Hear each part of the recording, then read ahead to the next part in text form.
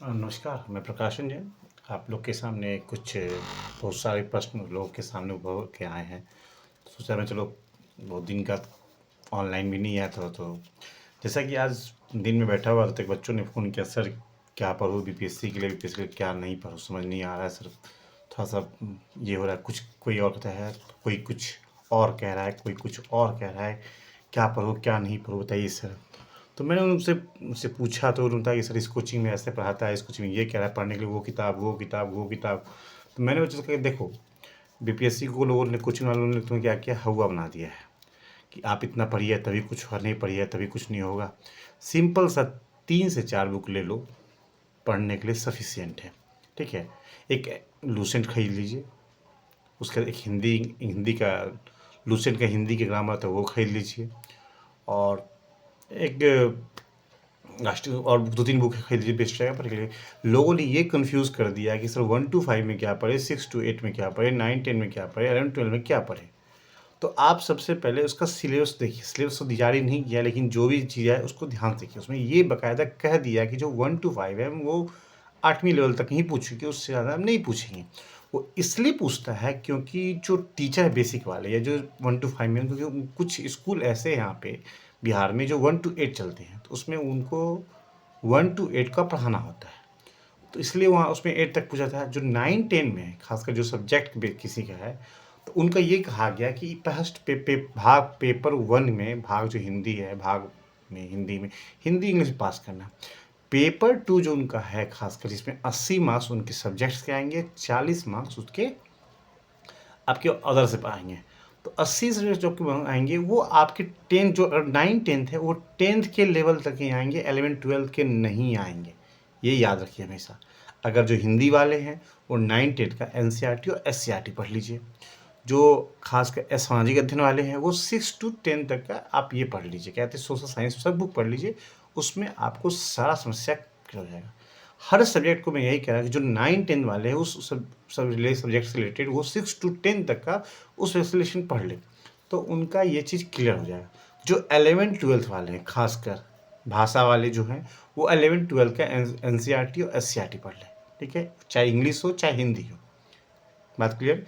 जो और सब्जेक्ट के हैं वो क्या करें, 6 to 12 तक के, 6 to 12 तक के सब्जेक्ट को पढ़ जाए, जिससे उनका क्लियर हो। जैसे समाज विज्ञान के, जैसे फिजिक्स के हैं, वो 9-10 का ही पढ़ ले, 11-12 का ही पढ़ ले। उनको कोई ये नहीं कहता कि वो आपको हाई लेवल से पूछेगा, हाई लेवल से नहीं पूछेगा, आपको 11-12 तक ही पूछेगा, उससे ज़्यादा नहीं पूछेगा।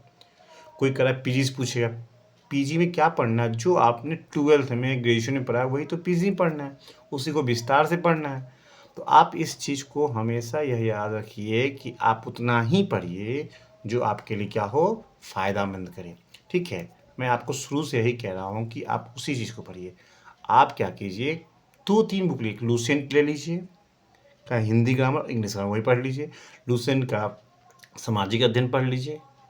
1 साल का आप क्या कहते हैं, सामान्य ज्ञान पढ़ लीजिए। ठीक है, और पर्यावरण विज्ञान जो है एससीईआरटी नहीं, एनसीईआरटी का आता है, 2-3-4-5 का आता है, उसको आप पढ़ लीजिए। ये आपके लिए सबसे ज़्यादा सफिशियंट है। इससे ज़्यादा पढ़िएगा आप परेशान हो जाइएगा। क्वेश्चन प्रैक्टिस ज़्यादा कीजिए, ये आपको सबसे ज़्यादा महत्वपूर्ण है आपके लिए, हमारे लिए। मैंने कुछ दिन पहले सिलेबस भी बना के अपने यूट्यूब पे चढ़ाया था, आप उसको एक बार ध्यान से देखिएगा तो आपको क्लियर हो जाएगा कि आपको पढ़ना कितना है और कितना नहीं पढ़ना है।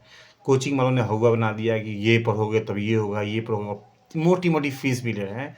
ज़रूरत नहीं है किसी कोचिंग में जाने के लिए, ज़रूरत नहीं है किसी चीज़ में, आप खुद से भी पढ़ सकते हैं। सिर्फ एनसीईआरटी को आधार बनाइए, किसी एक बुक को चुनिए, किसी भी एक बुक को चुनिए, उसको ईमानदारी से पढ़ लीजिए, और क्वेश्चन क्या कीजिए, हर दिन प्रैक्टिस कीजिए।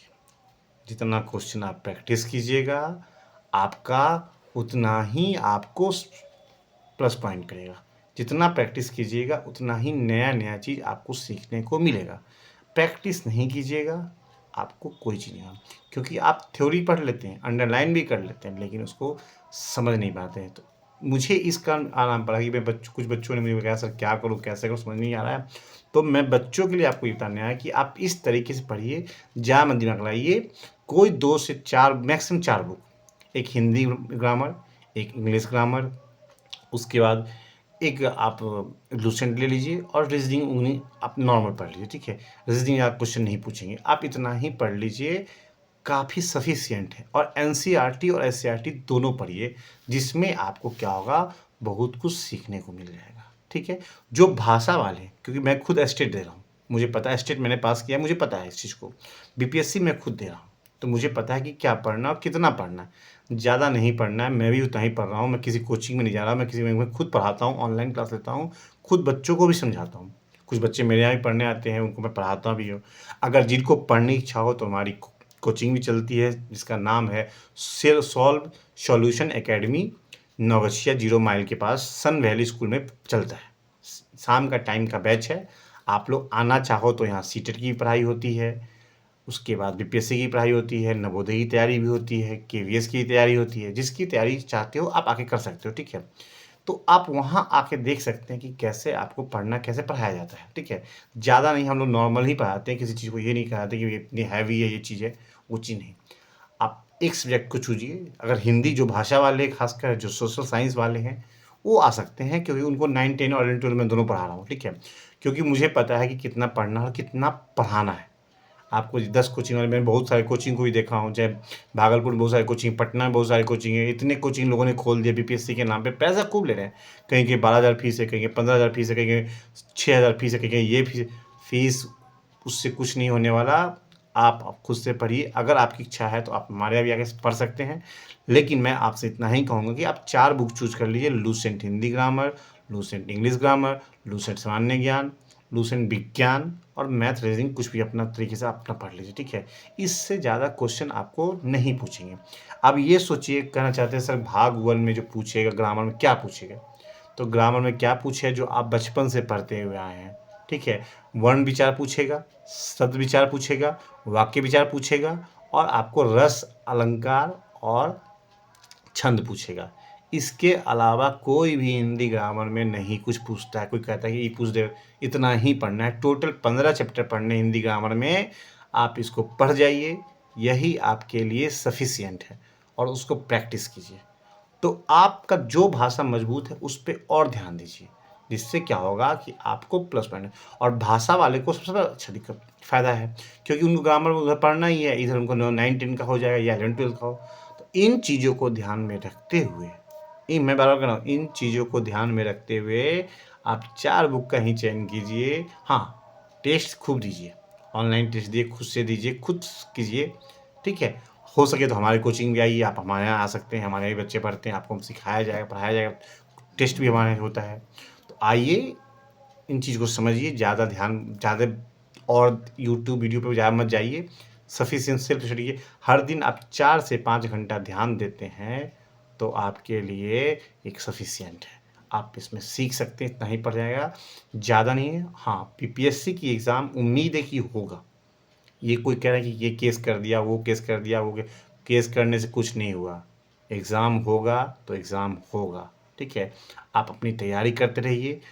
बाहरी जिनको मौका मिला है उनका भी स्वागत है, क्योंकि कोई स्टेट 100% प्रश्न नहीं देता, 10%, 15% वो देता है, चाहे झारखंड हो, चाहे उड़ीसा हो, चाहे कोई उत्तर प्रदेश हो। ये लोग कहते हैं नहीं, नहीं, हर स्टेट में कुछ नियम ये कहते हैं कि वहाँ बाहरी को आप 10-15% आप दे सकते हो मौका।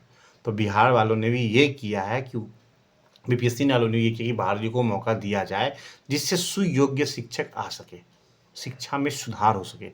इन चीज़ों के लिए दिया गया। लोगों ने आपको बहुत चीज़ गलतफहमी पढ़ा दी कि ये ऐसा होता है, वो होगा, कुछ नहीं।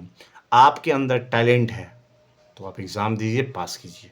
टैलेंट अगर नेतागिरी करनी है तो आपका टैलेंट गया चूल्हे पे, ठीक है। तो मैं आपको इतना ही कहूँगा कि आपको 4 बुक चयन कीजिए, ईमानदारी से पढ़िए, 4 घंटा हर दिन टाइम दीजिए, ये आपके लिए सफिशिएंट है। किसी की बातों पे मत जाइए, 10 लोगों की बातें पे जाइए तो 10 लोग परेशान कर देंगे आपको, ठीक है। अगर आपको कभी किसी चीज़ की दिक्कत हो तो हमारे यूट्यूब चैनल पर कमेंट करें, जो भी चीज़ हो सब्सक्राइब करें, और कोई भी समस्या हो तो आप हमसे बताएं। हमें कोई क्वेश्चन में डाउट हो पूछ सकते हैं आप हमें चीज़ों को। यही चीज़ है। थैंक यू, धन्यवाद, गुड शुभ रात्रि।